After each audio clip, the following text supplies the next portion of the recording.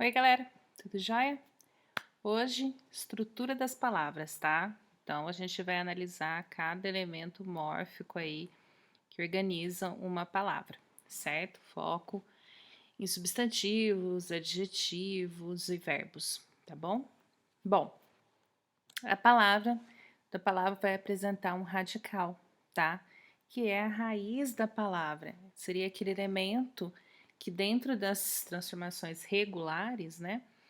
Ele não vai se alterar. Ele é a base para criarmos novas palavras. Então, aqui eu utilizei o verbo narrar, tá? De narrar, posso fazer narrador, posso fazer narração, posso fazer narrativa, tá?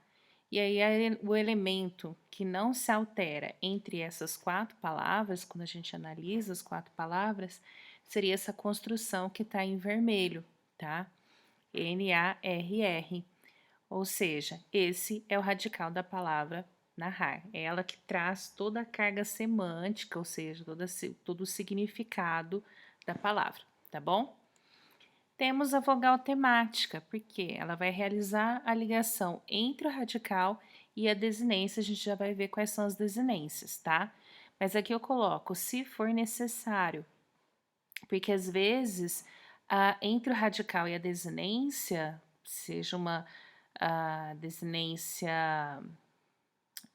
de tempo, de modo, num verbo, por exemplo, às vezes não há necessidade dessa vogal temática aparecer, tá? E quando nós juntarmos o radical e a vogal temática, nós teremos o tema, tá? Além disso, a vogal temática para os verbos vai indicar qual conjugação a que o verbo pertence, se é a primeira, segunda ou terceira conjugação. Então, a gente tem aqui, ó, narrar, tá? Narrar, a gente já viu, o radical é até o segundo R. O A é a vogal temática e a gente tem a desinência de infinitivo R. O vender, vende, radical, o E, vogal temática, o R, desinência de infinitivo. Partir até o T, o radical, o I, vogal temática, e o R aqui também é desinência de infinitivo. Então, a vogal temática A mostra verbos que são da primeira conjugação, E da segunda conjugação e da terceira conjugação. E aqui embaixo a gente tem substantivos, tá? Mesa, então você faz, por exemplo, mesinha, né? Eu vejo que até o S não se altera, então isso aqui é o radical. E o A é a vogal temática. Parede, tá? Até o D não se altera, e aí eu tenho o E como vogal temática. Livro, faço livrinho, livraria, certo? Então até o R não se altera, eu tenho o radical e aqui eu tenho a vogal temática. E a junção do radical com a vogal temática me dá o tema. Então, em narrar, o tema é narra, em vender, o tema é vende, e em partir, o tema é partir. Aqui eu tenho todo o tema, que é mesa, parede é o tema e livro é o tema também, ok? Bom, desinência nominal, tá? Que ela vai aparecer para substantivos, adjetivos, alguns pronomes, tá? Gênero masculino, o, gênero feminino, a. Então, aqui, aluno, aluna, tá? Ah, mas eu não posso achar que esse a seja vogal temática ou o seja vogal temática? Não, porque aqui eu tenho uma mudança de gênero. Existe livra para gênero, né? Daqui de livro, né? Livro masculino e o feminino seria livra? Não. Então, esse ou aqui, ele é vogal temática. Esse ou aqui é desinência de gênero, porque eu tenho a forma feminina para aluno, tá?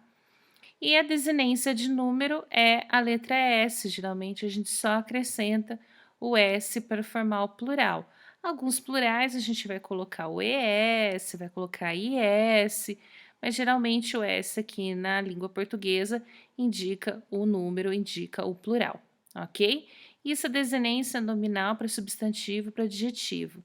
E as desinências verbais? Nós temos desinência número pessoal, que está aqui em azul, tá? O mos, por exemplo, ele indica que é a primeira pessoa do plural. Qualquer verbo que eu flexione para a primeira pessoa do plural, ele vai terminar em mos, em qualquer tempo, em qualquer modo.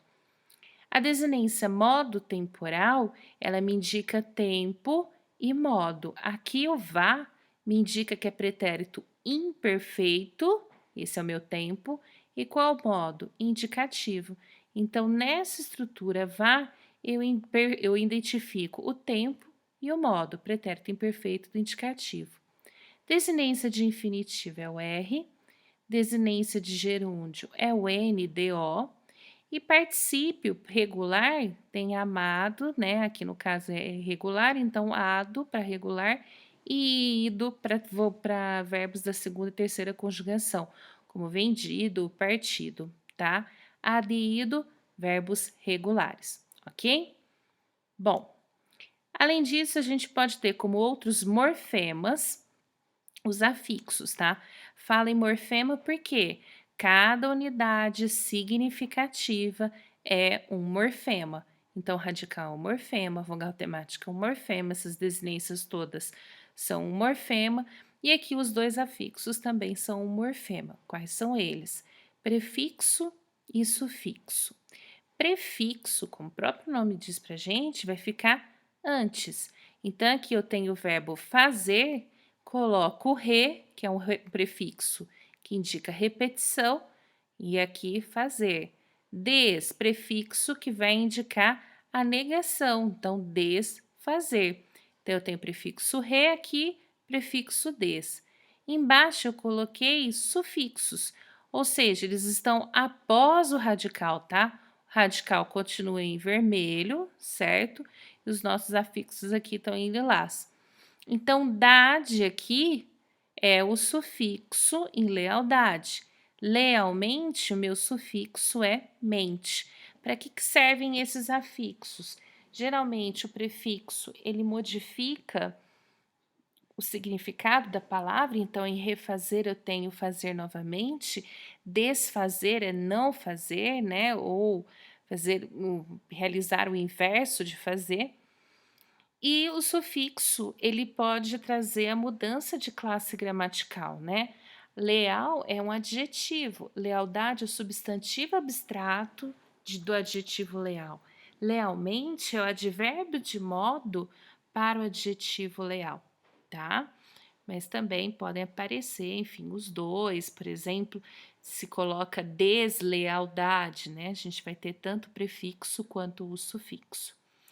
E a última nomenclatura aí para esses morfemas seriam as vogais ou consoantes de ligação.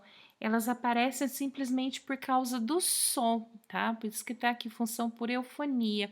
Só o som, tá? Então eu tenho gás, que é o radical, e duto, que é um sufixo, para a gente perceber que é a passagem, né? Oleoduto, viaduto, é a passagem de algo.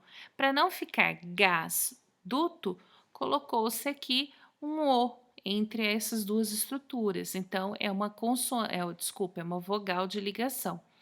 Cafeteira, né? Eu tenho café, a palavra original, eira, que vai trazer algo que realiza a função, igual caminhão, caminhoneiro, é aquele que dirige o caminhão, por exemplo. Cafeteira, aquela que faz café, né? Então a gente sabe o instrumento que faz o café. E aqui, então, para não ficar cafeeira e daria um outro sentido, colocou-se então o T entre essas estruturas, tá? Portanto, uma consoante de ligação. E faça aqui um quadro para a gente ver como é que se dividem essas palavras. Por exemplo, a palavra inenarrável. Eu tenho o prefixo, ine, o radical, que vai até o segundo R, como a gente tinha visto já lá no primeiro slide, a vogal temática A e o sufixo vel, que geralmente traz um adjetivo, como realizável, desejável, tá? O substantivo menininho, né? Então, radical vai até o segundo N, menin, menina, meninice. Então, a gente vê que não muda até o segundo N. Tem o sufixo para indicar o diminutivo, que é o INH. Desinência de gênero, né? Porque eu tenho o gênero masculino aqui. Desinência de número, né? É o S aqui, então eu errei a palavra menininhos, tá? Mas não tem problema. Tem a desinência de número, que é o S. Depois, fiz uma para um verbo, né? O prefixo re, para indicar a repetição, o radical tom, tá? Que seria o verbo tomar, né? Então, retomar. Vogal temática a, desinência modo temporal, os dois S e E, que marca pretérito imperfeito do subjuntivo, e a desinência número pessoal para nós, né? Primeira pessoa do plural, mos, tá? Então aqui eu faço a divisão mórfica dessas palavras, eu mostro a estrutura dessas palavras, tá? Lembrando que quando eu tenho radical e vogal temática, eu tenho o tema. Então, narra é o tema e toma é o tema, tá? Aqui não apresentou vogal temática, porque poderia muito bem fazer essa junção da letra N com o I inicial desse sufixo. Então, vejam que a vogal temática, ela vai ajudar a ligar radical com alguma desinência, com algum sufixo, enfim, tá? Galera, espero que tenha ajudado. Se houver alguma dúvida, mais uma vez, é só falar, tá bom? Bons estudos para vocês. Beijos!